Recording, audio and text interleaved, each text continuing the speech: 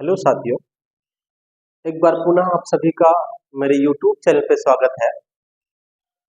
मैं रवि वर्मा आज आप सबके सामने एक नया लेसन लेकर हाजिर हूँ और मैं आपको बता दूँ कि जो भी पीछे के अभी न्यूमेरिकल्स हैं, जिसे हम आंशिक प्रश्न कहते हैं, उसे मैंने डिसाइड किया है कि उसे मैं सैटरडे या संडे दूंगा। बाकी अदर डे मैक्सिमम, हाँ, सैटरडे या संडे रहेगा। बाकी अदर्स डे मैं आपको टॉपिक्स दिया करूंगा। ठीक है, तो आज मेरा नया लेसन है संधारित्र तथा परावैद्युत।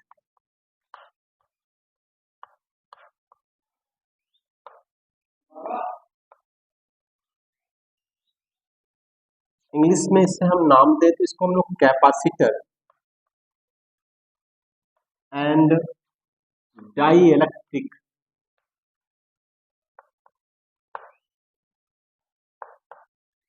कहा करते हैं। ये लेसन है फिलहाल। मैं फर्स्ट है वीडियो को लॉन्ग नहीं करूंगा फिलहाल, तो समझने का प्रयास करते हैं। जो आपको ये संधारित्र दिख रहा है कैपेसिटर, मैं अपने सभी व्यूवर्स को बता दूं जो इस समय मेरे साथ जुड़े हैं इस वीडियो के साथ, कि ये जो संधारित्र कैपेसिटर दिख रहा है एक बहुत उपयोगी इंस्ट्रूमेंट है, एक बहुत उपयोगी यंत्र है। कहें तो दुनिया में जितनी भी इलेक्ट्रिक चीजें यूज होती हैं, वो चाहे टेलीविजन हो, चाहे रेडियो हो, चाहे फैन हो, कुछ भी हो, उस पे आपका ये कैपेसिटर मिलेगा। एक्चुअल में जो कैपेसिटर है इसका यूजेज हर जगह अलग अलग किया जाता है। पंखे में इसका यूज पंखे को चलाने के लिए होता है। कहने का मतलब यह है कि पंखे को चलाने के लिए, मतलब किसी चीज को स्टार्ट करने के लिए ज्यादा पावर की जरूरत होती है, तो पंखे को चलाने के लिए कम से कम 24 या 22 एम्पीयर के करंट की जरूरत होती है। और जो हमारे यहाँ बिजली आती है 240 वाट वोल्ट की, वो जो करंट उत्पन्न करता है 2 से 3 एम्पीयर की। तो आप थिंक करें कि किसी को बहुत सारा भोजन चाहिए और आप उसे थोड़ा सा दे रहे हैं, तो जिएगा कैसे बेचारा, या उतना वर्क कैसे करेगा, चल ही नहीं पाएगा। तो इसलिए इसके पास एक इंस्ट्रूमेंट है, एक यंत्र इसके साथ जोड़ते हैं कैपेसिटर, जो इसे इसको चलने के लिए उतनी एनर्जी देता है। सिर्फ इतना मान के चले कि किसी चीज को स्टार्टअप के लिए ज्यादा एनर्जी की जरूरत होती है, और जितनी एनर्जी की जरूरत होती है ये पहले एनर्जी को एब्जॉर्ब करता है, फिर पुनः आपको दे देता है।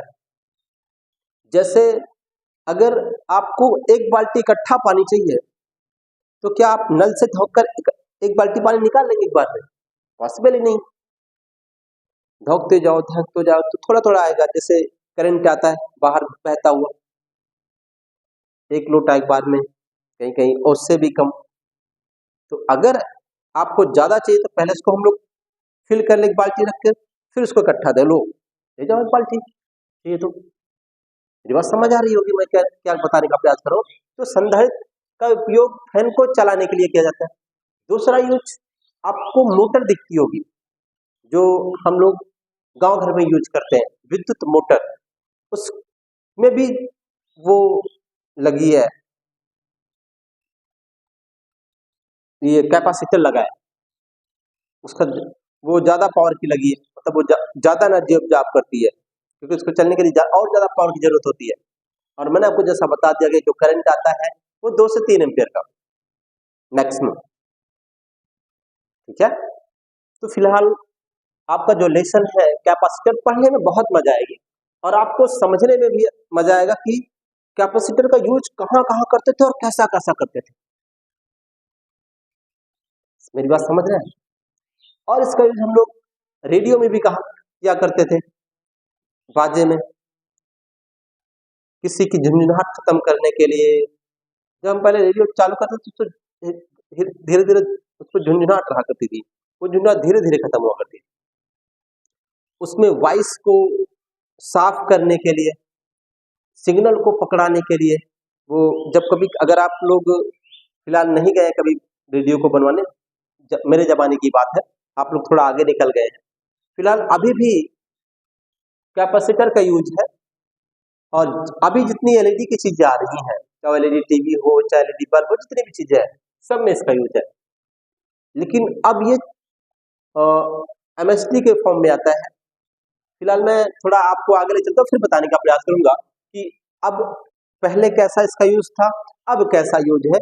हो सकता है मैं आपको एक चित्र के माध्यम से बता दूं कि इसका यूज कुछ इस तरह से रहा, पहले था, अब कुछ इस तरह से है।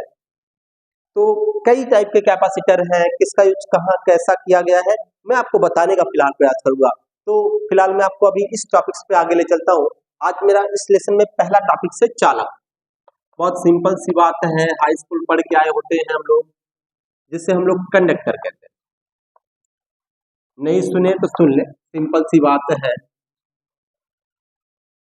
हम लोग छोटी छोटी मगर मोटी बातें करें, पहले सिंपल सिंपल बातें करके फिर आगे चलेंगे। चालक है, ठीक, मैं बोलता चलो, आपको नोट करना तो कर लीजिएगा, ठीक, नहीं करना तो कोई बात नहीं। ये जो सिंपल बात है मैं उसे राइट नहीं करूंगा, ठीक। तो चालक किसे कहा करते हैं? देखो साथियों, कुछ पदार्थ ऐसे होते हैं, कुछ पदार्थ कैसे होते हैं, ऐसे होते हैं जिसमें फ्री इलेक्ट्रॉन्स पाए जाते हैं, मुक्त इलेक्ट्रॉन, उन पदार्थों को चालक कहा करते हैं। जैसे अगर मैं आपको बता दूं, लोहा, लोहा एक चालक है, इस पे फ्री इलेक्ट्रॉन्स पाए जाते हैं, मुक्त इलेक्ट्रॉन पाए जाते हैं। और अगर मैं नाम लूं कापर, कापर भी एक पदार्थ है, ठीक, और इस पे भी मुक्त इलेक्ट्रॉन पाए जाते हैं। और मैं नाम लूं एल्यूमिनियम, एल्यूमिनियम, ये भी एक टाइप का पदार्थ है, इस पे भी फ्री इलेक्ट्रॉन्स पाए जाते हैं। ऐसे बहुत सारी चीजें जिसपे साथियों धारा बहती हो, करंट चल सकता हो, लाइट चलती हो, वो सब चालक होते हैं, ठीक है। अगर आपको पता करना हो कि कौन चालक है कौन अचालक है, तो आपके यहाँ बोर्ड में दो एक स्विच होती है बोर्ड में, जिसमें हम लोग प्लग वगैरह लगा करके टीवी वगैरह चलाते हैं, उस पे उस वायर को डालिए या उस पदार्थ को डालिए और इस साइड टच कर दीजिए, अगर चालक होगा तो आपको करंट लग जाएगा।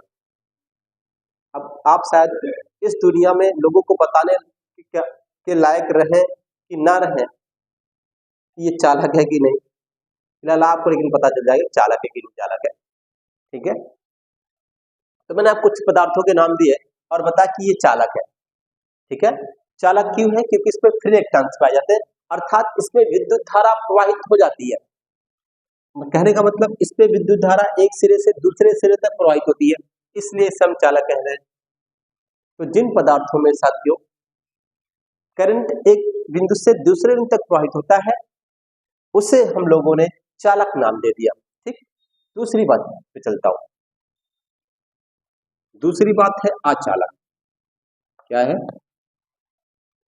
अचालक, इसे अंग्रेजी में कहें तो नॉन कंडक्टर। क्या कहेंगे? नॉन कंडक्टर, ठीक। मैं दूसरी बात पे चर्चा करूं तो ये नॉन कंडक्टर है, वन से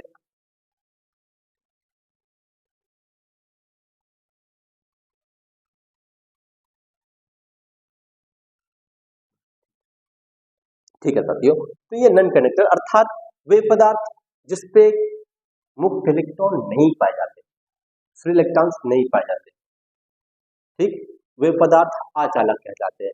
अर्थात जिसमें विद्युत धारा एक सिरे से दूसरे सिरे तक प्रवाहित नहीं होती है, वो अचालक। जैसे जैसे मैं कहूं प्लास्टिक, क्या कहूं?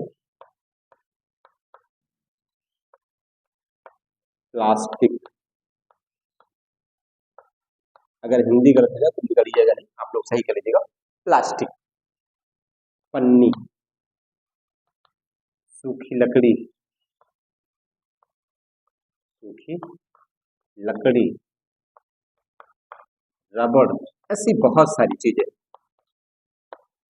ठीक, तो ये भी एक टाइप का पदार्थ है सारे, और इसमें फ्री इलेक्ट्रॉन्स नहीं पाए जाते हैं, इसलिए इसमें करंट एक जगह से दूसरे जगह तक नहीं प्रवाहित होता है, और हम इसे क्या नाम देते हैं, चालक। ठीक है, तो ये दो बातें रही, चालक और अचालक। मैं आपको और आगे ले चलता हूं। नेक्स्ट है अर्धचालक।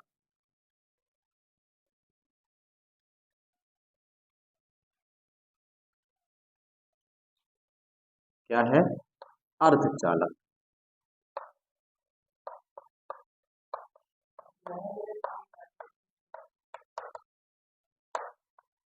अंग्रेजी में बोले तो सेमी कंडक्टर।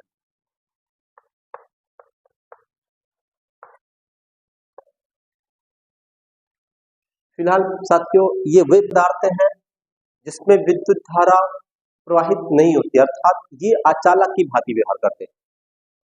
क्या है, अचालक है, परंतु विशेष भौतिक परिस्थितियों में, जैसे उच्च ताप या दाब पर चालक की भांति व्यवहार करने लग जाते हैं, ऐसे पदार्थों को अर्धचालक कहा करते हैं। नोट करना तो मैं बोल रहा, लिख सकते हैं, वे पदार्थ जो समानतः अचालक की भांति व्यवहार करते हैं, परंतु विशेष भौतिक परिस्थितियों में, जैसे उच्च ताप या दाब पर, ब्रैकेट में बंद करेंगे, उच्च ताप या दाब को, फिर आगे रखेंगे पर, चालक की भांति व्यवहार करने लगते हैं, ऐसे पदार्थों को अर्धचालक कहा जाता है, अर्थात सेमीकंडक्टर। उस पे केवल दो पदार्थ आते हैं, एक जर्मेनियम है, क्या है, एक जर्मेनियम है, जर्मेनियम, इसको जी कहा करते हैं, मतलब एलिमेंट एक टाइप का तत्व है, और इसका प्रतीक जी। एक सिलिकॉन है, क्या है, सिलिकॉन, इसका प्रतीक SI। तो ये आपको दिखे दो पदार्थ, दो टाइप के पदार्थ, जिसे आप सेमीकंडक्टर या अर्धचालक कहा करते हैं।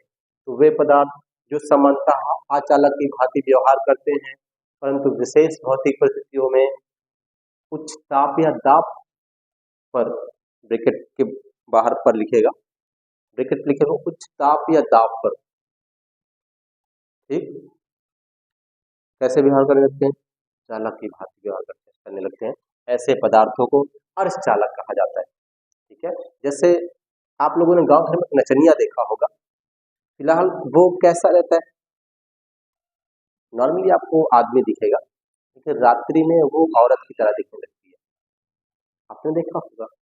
ठीक, उस टाइप का पदार्थ है ये। चले, तो ये रहा सेमीकंडक्टर। फिलहाल एक ऐसा पदार्थ साथियों, मतलब एक ऐसी बात पे चर्चा कर रहे हैं जिसका यूज आज हर इंस्ट्रूमेंट पे हम लोग कर रहे हैं, सेमीकंडक्टर का यूज।